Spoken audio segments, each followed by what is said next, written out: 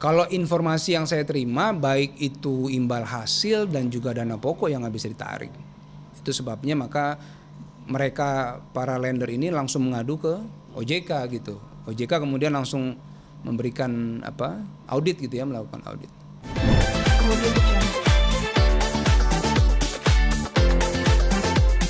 Mungkin nanti pada saat audit itu sudah ada, atau nanti mungkin saya nggak tahu apakah nanti maju ke proses hukum dan sebagainya. Kita lihat inilah.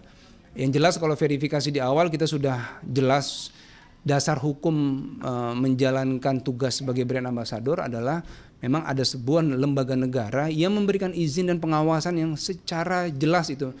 Dan bertahun-tahun OJK mengeluarkan statement di dalam ojk.go.id, bisa dipantau ya, bisa dilihat di websitenya bahwa apa aja sih peer-to-peer yang memang diberikan izin dan diawasi langsung. Nah salah satunya adalah DSI, kalau nggak salah ada di urutan ke-12 atau 13 itu, masuk di situ, saya udah cek setiap tahun.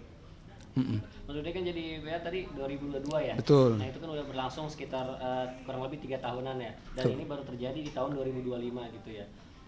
Mohon maaf, ada ini nggak sih maksudnya dugaan-dugaan ada mungkin korupsi di dalam internalnya atau seperti apa karena dana ini mengendap atau? Itu yang kami tidak tahu, itu ranahnya OJK.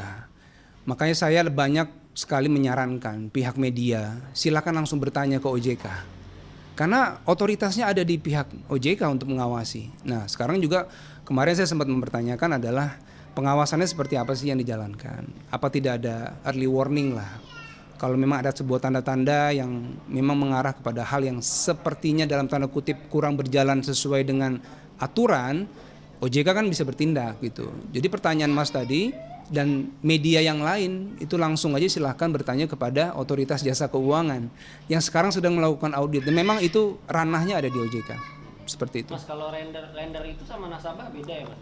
Iya, kalau di DSI disebutnya lender. Jadi orang yang menyerahkan dana, menitipkan dana untuk dananya nanti diserahkan dan dikelola oleh DSI seperti itu.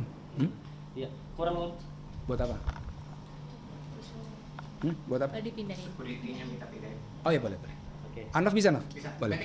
Nah. Mas, tadi kan kerugiannya itu kurang lebih 1,3 triliun ya. Nah itu dari berapa lender sih? Berapa ratus orang lender? Kalau dari Paguyuban, menurut Pak Ahmad Pitoyo sebagai Ketua Paguyuban Lender DSI itu ada 4.300-an kurang lebih ya. Dan itu memang bertambah terus tuh yang bergabung di Paguyuban Lender. Artinya kalau bertambah terus kan artinya jumlah dana yang tertahan pun kan secara data bisa bertambah terus kan. Seperti itu ya. Yang terakhir saya dengar sih sekitar 4.300-an orang. Tapi menurut DSI kalau mereka mengklaim bahwa ada 14.000 sebenarnya lendernya. Nah ini nanti data ini harus dikonfirmasi kepada otoritas jasa keuangan yang melakukan audit kan. Sebenarnya berapa sih gitu ya, angkanya berapa dan berapa lender yang tertahan gitu. Jadi DSI ini menjanjikan keuntungan dari investasi itu seperti apa cara kerjanya? Kan misalnya saya lender nih, dana misalnya 500 juta di DSI, itu seperti apa cara kerjanya gitu Mas? Jadi cara kerjanya adalah lender menitipkan dana kepada DSI, kemudian dari pihak DSI kemudian mengalokasikan ke beberapa proyek perumahan yang para lender ini bisa memilih proyek mana sih yang mau dibiayai gitu. Ada yang jangka waktunya 6 bulan, 7 bulan, 8 bulan, maksimal 1 tahun. Nah, berapa dana maksimal satu proyek itu dulu 2 miliar, sekarang bisa sampai 5 miliar batas. Dan semua skema di dalam pengelolaan dana itu sesuai dengan akad syariah. Makanya ada Dewan Pengawas Syariah di sana yang resmi dari Majelis Ulama Indonesia. Itu ya. Jadi memang di dalam dasar baik secara hukum, baik secara sistem syariahnya ini memang sudah di handle oleh lembaga-lembaga resmi gitu, yang memang sudah punya izin otoritas yang jelas di sana gitu. Jadi keuntungan dari lender tersebut yang nginvest dana di sana itu? Kalau imbal hasilnya cukup beragam. Ada yang 15% setahun ya, ada yang dia setara per tahun, nanti bisa dibagi per bulannya berapa. Ada yang 17, ada yang 16 gitu. Jadi tiap proyek punya imbal hasil berbeda-beda. Dan itu di aplikasinya sudah dikasih tahu. Betul, di aplikasinya nanti lender tuh bisa milih. Saya mau misalnya proyek pembuatan perumahan yang ada di Bogor gitu. Nanti sudah selesai, berikutnya misalnya, dan dana pokoknya bisa ditarik juga sebenarnya. Atau mau membiayai lagi proyek di mana, di Depok misalnya gitu juga bisa. Jadi mana proyek yang mau dibiayai itu bisa dipilih sendiri oleh para lender gitu. Jadi keterlambatan dana yang diterima sejak bulan Juni itu dana yang bagi hasilnya itu atau dana yang mana sih maksudnya? Kalau informasi yang saya terima baik itu imbal hasil dan juga dana pokok yang nggak bisa ditarik. Itu sebabnya maka mereka para lender ini langsung mengadu ke OJK gitu. OJK kemudian langsung memberikan audit gitu ya, melakukan audit. Pekan dulu. Cukup, mungkin harapannya nih semoga permasalahan bisa selesai. Harapan saya satu, bahwa OJK bisa memberikan solusi yang terbaik ya, karena memang izin dan pengawasan yang berjalan selama ini ada di pihak OJK. Yang kedua, haknya para lender yang memang mereka punya hak atas dana yang mereka simpan itu, mereka bisa ambil sepenuhnya.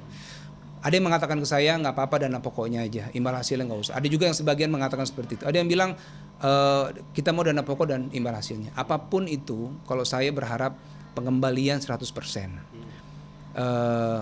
Yang ketiga adalah mediasi yang sekarang berjalan ini antara DSI dan para lender. Kalau saya berharapnya bisa terus berjalan dan juga dimediasi oleh otoritas jasa keuangan.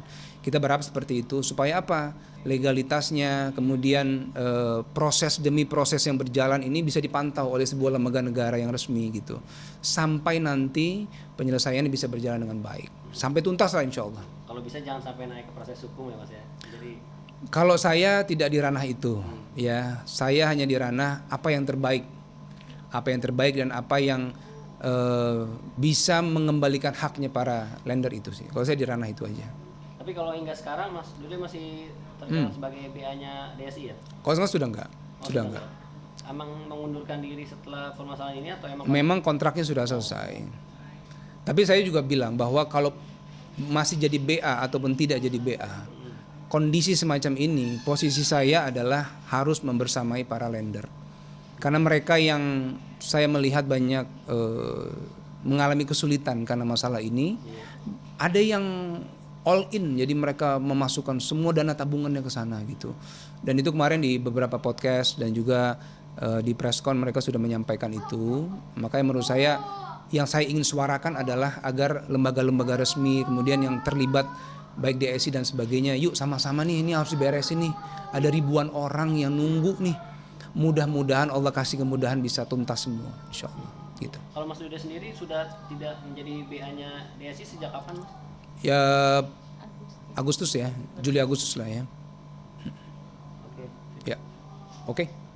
Cukup. Terima kasih. Semoga selesai.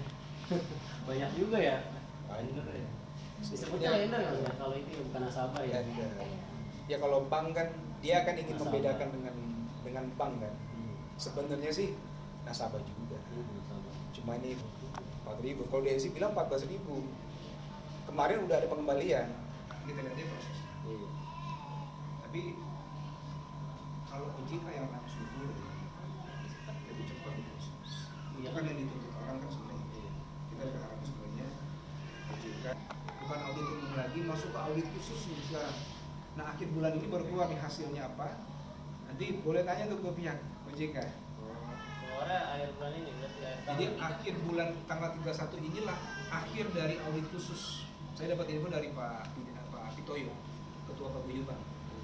Dia menyatakan itu. Nanti tanggal 31 ini kita tahu nih kenapa dia terlambat atau seperti itu. Berarti kalau Mas Dude punya kontak orang OJK Mas? Biar aku konfirmasi Pak.